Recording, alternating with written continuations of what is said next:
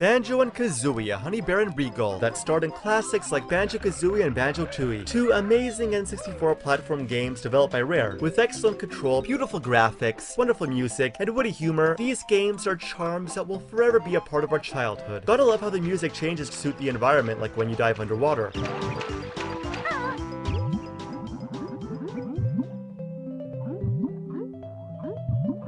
How everyone speaks gibberish, and how Kazooie throws you behind her back when running up steep hills. So whatever did happen to our classic stars?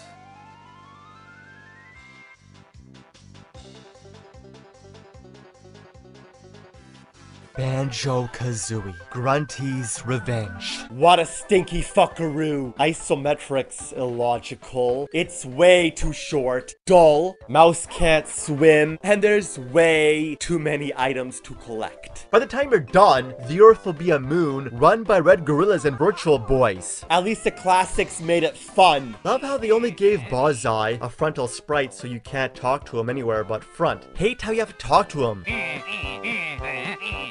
He's so fucking annoying. Shut up.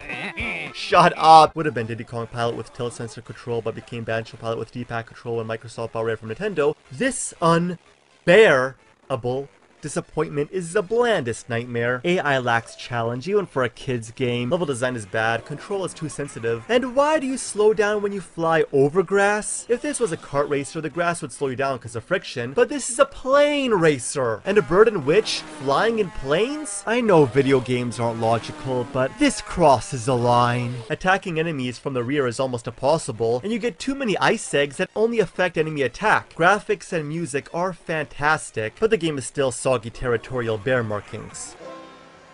Banjo-Kazooie Nuts and Bolts. A game with beautifully weird and shiny graphics that took a massive diarrhea on my childhood. Grass is lusciously green and water is sparklingly blue, but almost nothing is like the classics. That would have been fine. Super Mario Sunshine is a masterpiece and it's very different from the classics, but this game strays way too far from its roots, and almost everything that is new, which is almost everything, is shitty. When you start the game, it seems like it's going to be a classic Banjo game, but it's nothing but a lie. This is not Banjo-Kazooie. The Banjo universe is now an 80% vehicle-based Play-Doh Lego sandbox disaster that's barely a platform game, for it lies too heavily on vehicles. Diddy Kong Racing has Banjo and kart, plane, and hovercraft, and then there's Banjo Pilot. Think that's enough vehicles? The story is about a battle between Banjo and Grunty on who owns Spiral Mountain. It's odd, but it works. However, there's only 5 worlds, camera can be annoying, grabbing poles and ladders can be awkward, puzzle pieces don't preview levels anymore, you can make the text so small you would need a telescope to read it, cutscenes are a bit choppy, and while all classic characters look nice, all new ones look shit. Everyone's so fucking cubed, especially Banjo gives Blockhead a whole new meaning, and Load of Garbage is a ripoff of Mike from Reboot.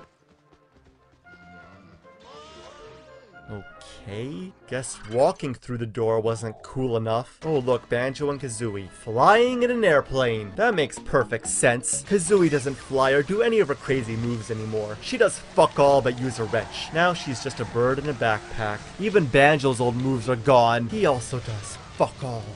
Here we go! Whee!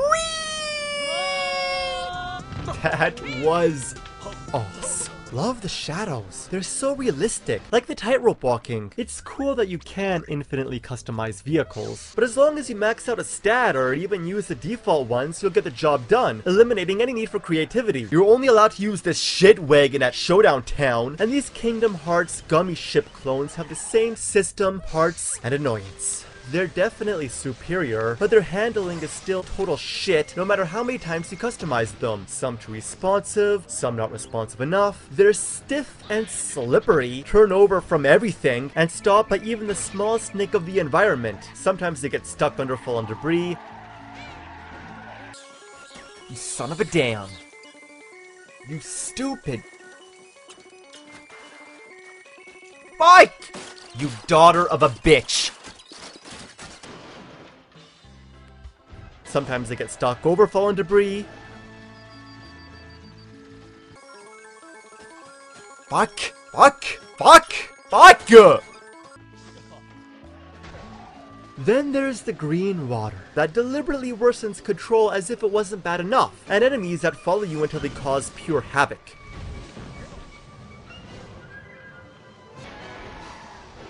Fucker noodle! No, not the green water. Oh, come on. You don't have to overdo it. They wouldn't be such a pain in the fucking ass if you didn't need them to carry objects that never want to stay inside. Damn it! Perhaps the physics are too realistic, and you have to be so close to the objects to zap them or you'll zap your vehicle instead. The game is a mess. I ditch them and go exploring, but then I can't complete the repetitively tedious missions that are nothing but torturous racing, redundant shooting galleries, and ignominious fetch quests. It's all incredibly bland and unimaginative, except the domino one. That one's cool. Nevertheless, they're all trial and error, and cause even the smallest tweaks to your vehicles can make big differences, you'll be in the damn garages more than the missions, going back and forth for further adjustments. It's fucking annoying. Showdown Town, the ugly hub world, is basically the only place with platforming, an excuse to call this a platform game. Nevertheless, this is what the entire game should be like, but not as rudimentary and more diverse, with lands covered with snow, trees, and lava. The vehicles could have been intertwined with puzzling platform elements rather than stupid missions. But as it stands, it's a wasted opportunity and a disgrace to the Bears' legacy that needs to be ramped up a big Bears